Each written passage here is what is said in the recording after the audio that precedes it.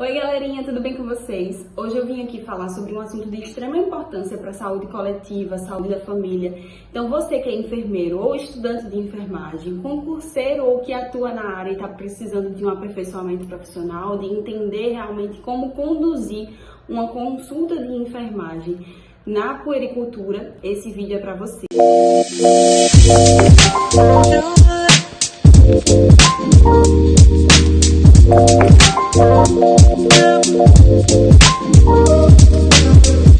A gente sabe da importância do acompanhamento da criança durante toda a sua evolução, para que a gente possa intervir sempre que for necessário, sempre que for vivenciado alguma necessidade de intervenção, tanto da área de enfermagem, como a gente pode encaminhar para outros profissionais, se assim necessário for.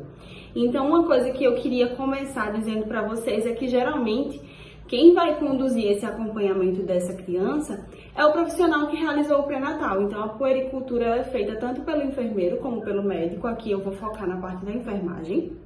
Então, a primeira consulta, ela deve acontecer na primeira semana de vida dessa criança.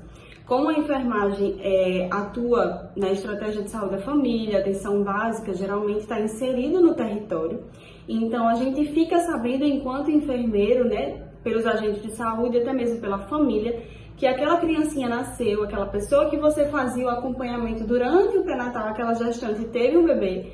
Então, você vai se organizar para, na primeira semana de nascimento dessa criança, você fazer uma visita domiciliar, para ver a relação da mãe com o filho, desse binômio, que a gente chama binômio mãe e filho, a interação com a família, como é que tá essa criancinha, se ela nasceu em boas condições, a gente avalia a caderneta. Toda criancinha, ela sai da maternidade com a caderneta de saúde da criança. Então, a gente vai conseguir nela avaliar as condições de nascimento dessa criança, como foi que ela nasceu, se precisou ser feita alguma intervenção no relatório de alta hospitalar. Tudo a gente vai avaliar. Se a criança recebeu as vacinas que tem que receber, idealmente na maternidade, só que algumas maternidades elas não oferecem, aí a gente tem que ver se essa criança já recebeu a BCG e a primeira dose da hepatite B, que aí é feita só a hepatite B, depois a gente dá continuidade na unidade de saúde com a penta. Então essas coisas a gente vai avaliar. Vai avaliar a criança como um todo, fazer um exame físico, vai avaliar o aleitamento, se essa criança está em amamentação, se essa mãe está conseguindo amamentar, ou se tem dificuldade a gente vai orientar. Enfim, vai avaliar como um todo. E aí uma coisa que eu queria falar para vocês, o objetivo da consulta, tanto essa que acontece em domicílio, como as consultas subsequentes que acontecem na unidade, a gente tem como objetivos o acolhimento dessa criança, dessa família. A gente tem o objetivo de promover uma assistência integrada a essa criança, tanto enquanto enfermeiro, como com a equipe de saúde da estratégia de saúde da família, porque você pode diagnosticar nos diagnósticos de enfermagem alguma necessidade de encaminhar para outro profissional da equipe.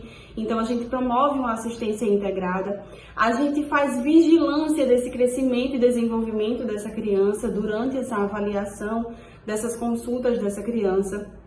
A gente está atento a possíveis intervenções que a gente possa perceber na realização dessa consulta e fazer monitoramento de fatores de risco que a criança tenha. Ou fatores de risco que você identificou ao nascer, e aí quando você fez essa primeira consulta, esse primeiro acompanhamento você identificou, ou fatores de risco que possam ocorrer durante o crescimento e desenvolvimento dessa criança. Aí você pode me dizer, Gisele, que fatores de risco são esses? Ao nascer a gente pode perceber alguma criança que veio com alguma necessidade especial, e aí você vai fazer o acompanhamento dessa necessidade sozinho ou integrado, dependendo do que seja. E durante o desenvolvimento a gente pode perceber, por exemplo, quando você pede para a realização de um teste do pezinho e aí vem alguma alteração, então você vai conseguir acompanhar, você vai conseguir intervir da forma que você puder e encaminhar quando precisar. Então, esses são os objetivos principais dessas consultas de acompanhamento: acolhimento, assistência integrada, vigilância do desenvolvimento e acompanhamento de fatores de risco. Quando a gente deve realizar essas consultas? O Ministério da Saúde ele preconiza que no primeiro ano de vida dessa criança sejam feitas 7 consultas de acompanhamento e desenvolvimento. Então, a primeira eu falei para vocês, que acontece na primeira semana de vida. Depois a gente vai fazer uma consulta com 1 mês, uma consulta com 2 meses, uma consulta com 4 meses, uma consulta com 6 meses, uma consulta com 9 meses e uma consulta com 12 meses. Totalizando aí as 7 consultas do primeiro ano de vida. Em se tratando da consulta propriamente dita, existem alguns passos que a gente deve fazer durante essa consulta. E aí o roteiro é: primeiro você vai começar com a anamnese.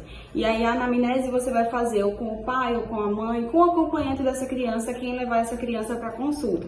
Então você vai perguntar como está a vivência dessa criança em casa, seu desenvolvimento. E aí a gente vai sempre perguntar de acordo com o desenvolvimento do que é esperado para aquela idade da criança. Se vocês tiverem qualquer dúvida, na caderneta de saúde da criança do Ministério da Saúde, tem dizendo tudo o que é esperado para a criança em cada idade, em cada fase do seu desenvolvimento. Então é importante que você conheça essa caderneta, que você tenha domínio desse conteúdo, para que durante a consulta, quando você for investigando, quando você for fazendo sua anamnese, você consiga embasar e aí fazer as perguntas corretas, as perguntas adequadas para essa pessoa que traz a criança para você avaliar, para você entender o contexto dela familiar. Depois disso, depois da anamnese, a gente passa para o exame físico. Então, vai fazer o exame físico naquela criança certinho, cefalocaudal, vendo todos os aparelhos corporais, tudo direitinho, sem pular nenhuma fase. Depois disso, a gente vai para os dados antropométricos. E aí vai depender muito da questão da organização do teu serviço. No meu, por exemplo, quando eu atendia na atenção básica, criança, né, na estratégia de saúde da família, a criança já vinha para mim com peso, altura. E aí eu fazia medida de circunferência abdominal, medida da circunferência do perímetro cefálico, mas ela já vinha com peso e altura certinho. Então aí vai depender da tua rotina. Mas saiba que precisa estar com os dados antropométricos. E aí o que é preciso avaliar a criança? Perímetro cefálico, altura, peso e perímetro abdominal. São muito importantes para avaliar, porque alteração nesses fatores pode indicar para a gente intervenções necessárias. Então esteja atento para não deixar de avaliar nenhuma dessas medidas. Outra coisa que a gente precisa avaliar, principalmente nos bebezinhos nesse primeiro ano de vida, os reflexos. Os reflexos trazem para a gente dados de avaliação neurológica que precisam ser feitos, que precisam ser avaliados. A gente não pode negligenciar. Então, se você ainda não sabe ou não estudou direitinho os reflexos, pega lá. Vai estudar cada reflexo, porque a gente vai poder correlacionar com algumas situações de alterações que a gente perceba na ausência ou presença em idade inadequada desses reflexos, tá bom? Outra coisa que é importante salientar. Cada avaliação dessa, você vai precisar anotar na caderneta da criança, tá? Ela tem uma página certinha, eu vou colocar aqui para vocês, ó, a página certinha para vocês poderem colocar esses dados que vocês estão avaliando. Vocês vão registrar e vai fazer essa curva da criança.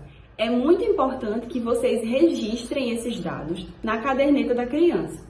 Então, na caderneta vai ter um espaço para você colocar a data da consulta, ela já está separadinha por primeira consulta, consulta do primeiro mês, consulta do segundo mês. Ela é muito bem estruturada, muito bem feita. E aí você vai anotar todos os seus registros. Ela ainda serve também como um roteiro para você. Tem coisas que você pode avaliar que talvez você não faça no seu dia a dia, mas que está constante lá e é preciso que você faça. Porque tudo que contém nela a gente precisa preencher, porque não está ali à toa, não está ali por acaso.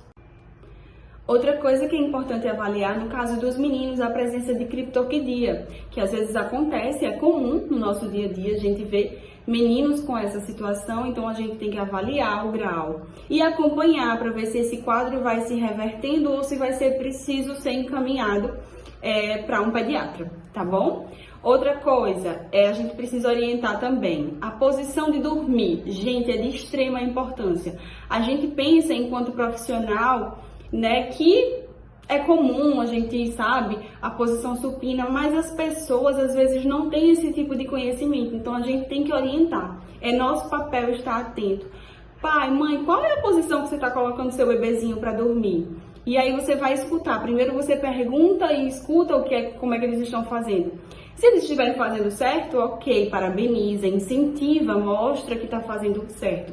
Mas se não, orienta o paizinho, essa mãezinha, que a posição correta é dormir de barriguinha para cima, por conta do risco da morte súbita. Então é muito importante também que estejamos atentos a esse tipo de coisa.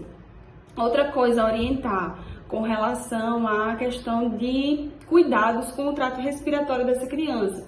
Então, cuidados que o pai e a mãe devem ter em casa, o que ter no quarto do bebê, o que não ter, como higienizar a casa, tudo isso é importante que a gente consiga orientar, porque uma criança chegou naquela família e talvez a família não estivesse tão preparada, foi de repente, não foi planejada, então assim, não sabe nem como conduzir. Então são pequenas coisas, pequenas orientações que a gente faz no dia a dia que vai fazer grande diferença na saúde dessa criança. Então você tem que estar atento.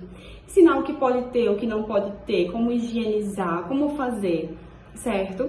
Outra coisa, aleitamento. Gente, aleitamento, muitas pessoas romantizam, mas aleitamento é uma questão bem difícil para algumas pessoas. Então a gente tem que estar atenta e sensível.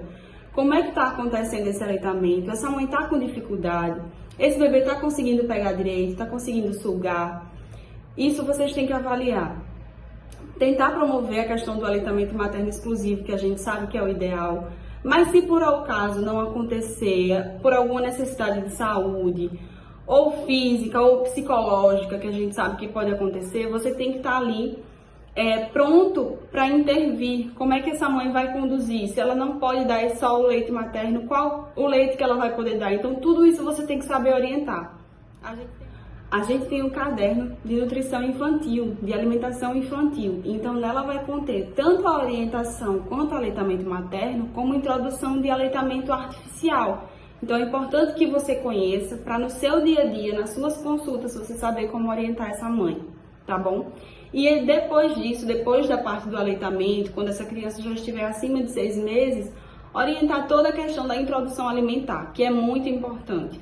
Essa fase de transição, algumas pessoas enfrentam bem, outras pessoas passam por algumas dificuldades de adaptação, então a gente tem que estar atento e sensível também a isso. Outra coisa que você vai precisar avaliar é a parte de imunização dessa criança. Sempre a cada consulta não pode esquecer de avaliar a situação vacinal dessa criança. O ideal é que você faça as consultas próximo à data que ela faz aniversário, ou que faz mês, ou ano, ou mês, porque aí se essa criança estiver com a caderneta de vacinação atrasada, já é o momento de você intervir e dizer não, vamos para a sala de vacina, vamos atualizar essa caderneta. Então é importante estar atento, porque às vezes os pais esquecem, ou na correria do dia a dia não consegue, ou tem medo por alguma questão pessoal e aí não quer vacinar o filho, aí vai vacinar. Não é só uma vacina naquele dia, é mais de uma. Então assim, a gente tem que estar atento para estar captando essa criança, para promover que ela tenha realmente a caderneta de saúde dela atualizada, a caderneta de imunização dela atualizada, que é muito importante para prevenir e evitar doenças.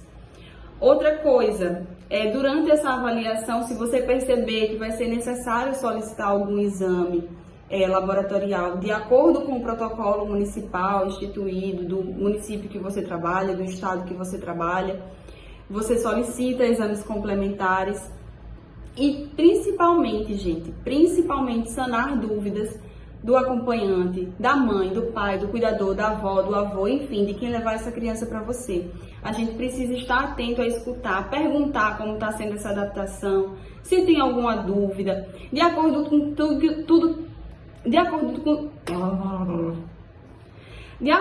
tudo que você explicou. Se ficou alguma dúvida, pede para ele repetir, para ela repetir, para você perceber se eles entenderam tudo que você orientou. Tenta promover grupos na tua unidade de saúde para a interação desses pais, grupos de crianças, grupos de pais, para que promova a interação e que as pessoas troquem conhecimentos, experiências, e aí você consiga perceber o que está acontecendo com um, com o outro. Às vezes um tem uma experiência positiva de uma coisa que outro teve negativa, então aquela troca de experiência, um vai ajudando o outro, e isso enriquece muito, muito esse desenvolvimento dessa criança. Isso é um pouquinho do que eu tinha que trazer para vocês hoje. Espero que vocês gostem. Se vocês querem que aprofunde algum tema, se ficou dúvida em alguma coisa que eu falei, podem deixar aqui nos comentários que eu tô de olho. Eu respondo aqui. Se vocês precisarem de algum tema aprofundado dentro do que eu falei, coloca também que eu trago outros vídeos sobre o assunto para vocês. Tá bom? Beijos e até a próxima. Tchau, tchau.